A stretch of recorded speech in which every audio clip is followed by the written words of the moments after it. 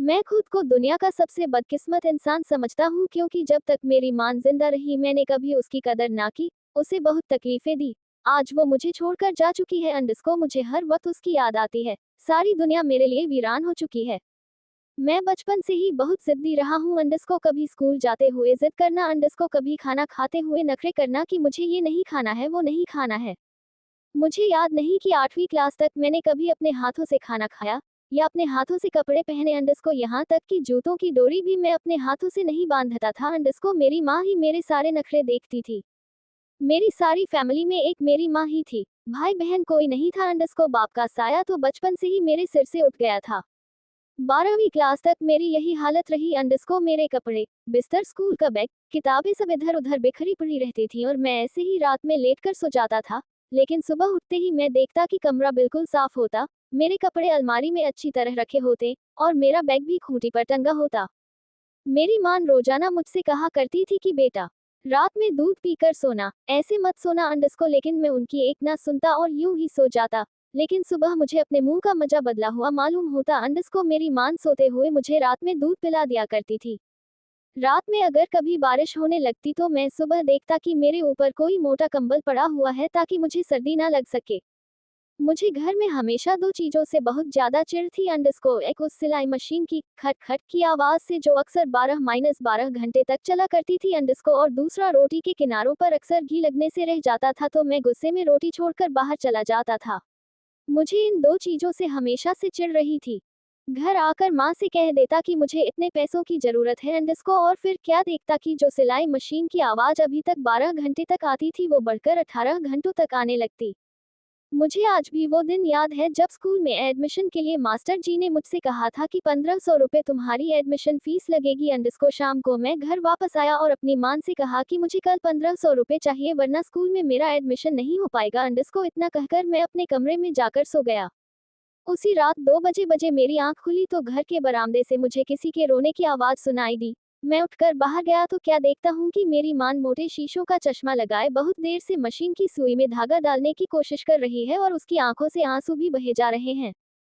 मान की ये हालत देखकर मेरी तो रूह कांप गई। मैंने मान से कहा कि मान, इतनी रात हो रही है आप अभी तक काम कर रही हो।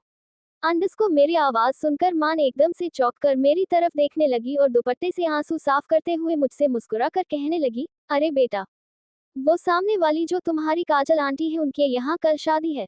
उन्होंने कहा था कि अगर मैं उन्हें 2 सूट कल तक सिलकर दे दूं तो वो मुझे 1500 रुपये देंगी अंडस्को लेकिन देखो ये कम वक्त धागा सुई में जा ही नहीं रहा है मैं बहुत देर से परेशान हूँ।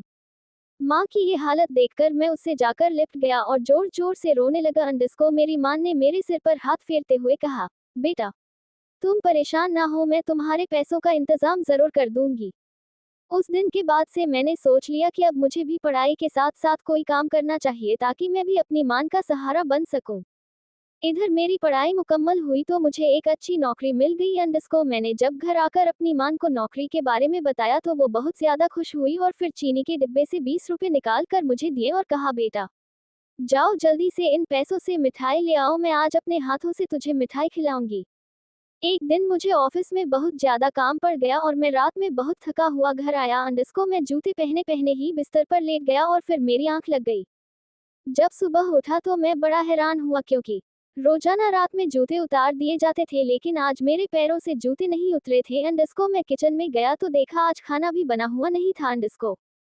मैं माँ को पुकारने लगा, माँ अंडस्को तुम कहाँ हो माँ, देखो आज मेरा टिफिन भी तैयार नहीं हुआ है अंडस्को जल्दी करो माँ अंडस्को मुझे देर हो रही है। लेकिन पता नहीं क्यों माँ का कोई जवाब नहीं आ रहा था। मैं मान के कमरे में गया तो देखा मान आराम से बिस्तर पर सो रही है अंडस्को मैं उसके पैरों को दबाकर उसे उठाने लगा लेकिन माँ उठ नहीं रही थी अंडस्को मैं उसके सर के पास गया और सर को दबाकर उठाने लगा अंडस्को मैं बार बार उसे पुकार कर कह रहा था कि मान, जल्दी उठो मुझे भूख लगी है अंडस्को रात में मैंने खाना भी नहीं खाया था अंडस्को मेरा टिफिन भी तैयार नहीं हुआ है अंडस्को जल्दी से उठो माँ। लेकिन पता नहीं मेरी मान को क्या हो गया था कि वो उठने का नाम ही नहीं ले रही थी। बहुत देर के बाद मुझे मालूम हुआ कि आज रात मेरी मान उठने के लिए नहीं सोई थी बल्कि वो हमेशा के लिए सो चुकी थी अंडस्को मेरी मान मुझे छोड़कर जा चुकी थी। मैं वहीं खड़ा चीख चीख कर रोने लगा।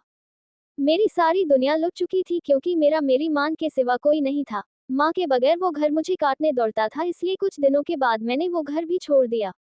आज मेरी माँ को मरे 3 साल हो चुके हैं। अंडस्को अब मुझे अपने कपड़े खुद धोना पड़ता है। अंडस्को खाना खुद ही बनाना पड़ता है।